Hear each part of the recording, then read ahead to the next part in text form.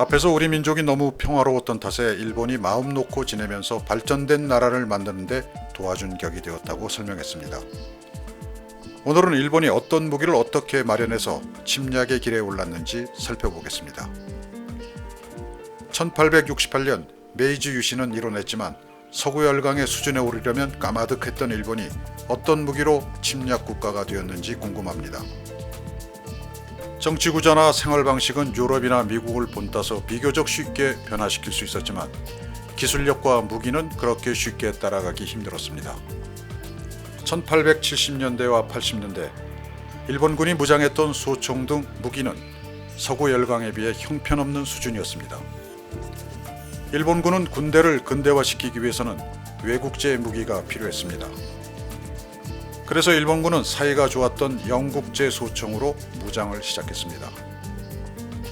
일본 육군은 영국제인 인필드 소총과 스나이더 소총을 주로 사용했습니다. 일본 해군도 영국에서 생산된 마티니 헨리 소총으로 무장했습니다. 당시 일본에서는 그런 무기를 생산한다는 것은 꿈도 꿀 수 없었습니다. 그런데 영국에서 수입한 그런 소총들이 서구 열강에서는 이미 한물간 것들이었습니다. 그런 무기들로 서구 열강들과 맞선다는 것은 전쟁에서 지기를 작정한 것이나 다름없었습니다. 더욱이 더 큰 문제는 외국에서 무기를 사들인다는 것은 한마디로 다른 나라에 자기 나라의 군대를 맡기는 것과 마찬가지였기 때문에 일본의 고민은 이루 말할 수가 없었습니다. 만약에 무기를 수입한 나라와 관계가 나빠지게 되면 무기의 가격이 오르게 될 것이 뻔했고 더 이상 무기를 수입할 수 없기 때문에 군대가 무력화될 위험성이 있었습니다. 당시 서구 열강은 아시아 침략에 눈독을 들이고 있었기 때문에 일본은 어떤 서구 열강도 안심하고 무기를 거래할 수 없는 딱한 처지에 놓여 있었습니다. 일본이 독립을 유지하기 위해서는 스스로를 지킬 수 있는 성능 좋은 무기를 자체적으로 개발해서 생산하는 수밖에 없었습니다. 그때 일본을 구하는 자가 나타났습니다. 일본제 소총의 아버지라고 불리는 무라타 치네요시였습니다. 원래 사스마번의 무사였던 무라타는 메이지 유신 이후에 일본군에 들어가 장군이 되었습니다. 그는 동전을 공중에 던져놓고는 권총으로 정확하게 맞출 정도의 명사수였습니다. 일본군은 총을 제작하는 데도 재주가 있었던 무라타를 1875년 유럽에 보냈습니다. 프랑스 등지에서 서구 열강의 최신식 총을 자세히 살핀 무라타는 귀국해서 일본 총을 개발하기 시작했습니다. 1880년 그가 개발한 일본 최초의 국산 병기가 세상에 빛을 보았습니다. 그 총의 이름은 13년식 무라타 총이었습니다. 물론 여기서 말하는 13년은 메이지 13년을 뜻하는 것이었습니다. 이 총은 왜소한 일본군들의 체격에 잘 맞았고 성능도 좋아서 일본군의 전력을 향상시키는 데 큰 도움을 주었습니다. 서구 열강의 총에 비해 무게는 10% 정도 덜 나갔지만 최대 사거리는 무려 1700m나 되어 세계 정상급으로 평가받았습니다.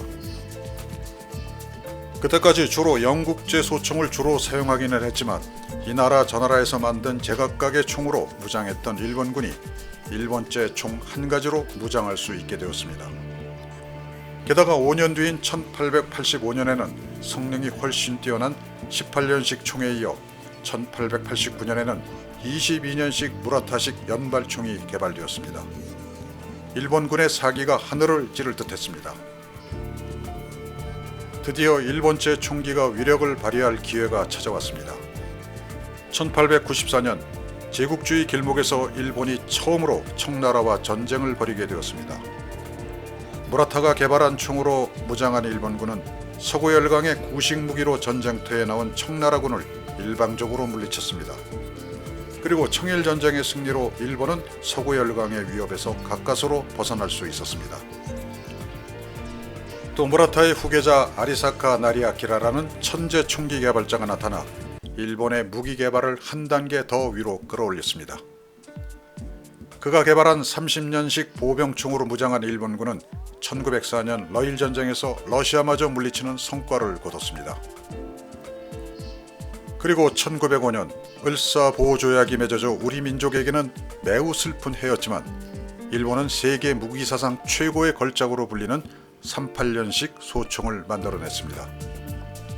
이 총은 제1차 세계대전은 물론 만주사변과 중일전쟁을 거쳐 태평양 전쟁이 끝날 때까지 일본군의 주력 무기였습니다.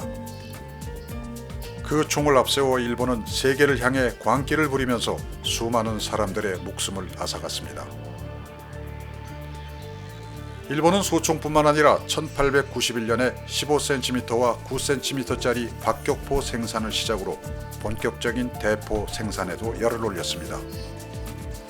1898년에는 31년식 연속 사격이 가능한 야포를 개발했고 이것을 청일전쟁의 쐐기를 박는 데 사용했습니다.